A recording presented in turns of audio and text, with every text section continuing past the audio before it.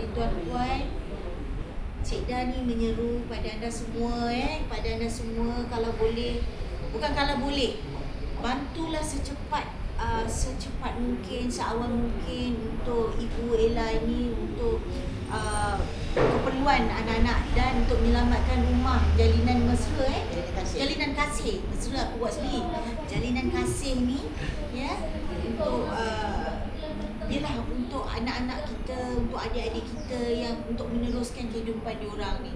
Sebab apa yang kita yang dengar ni berat, kalau kita sendiri yang dengar ni berat, apatah lagi Ibu Ella ni yang mengharuinya.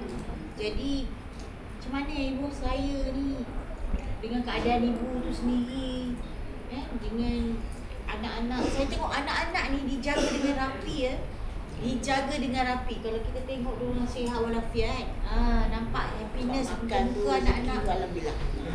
Tapi kita boleh nampak muka-muka anak-anak yang terjaga dengan tidak dijaga.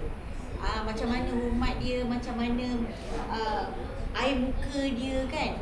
So kita tahu memang ada banyak memang kewujudan rumah-rumah penjagaan anak-anak ni, anak-anak asnaf, anak-anak yatim ni memang banyak. Tapi kita tak rasa semua dapat menjalankan tanggungjawab macam mana yang salah satu yang Ibu Ella ni lakukan.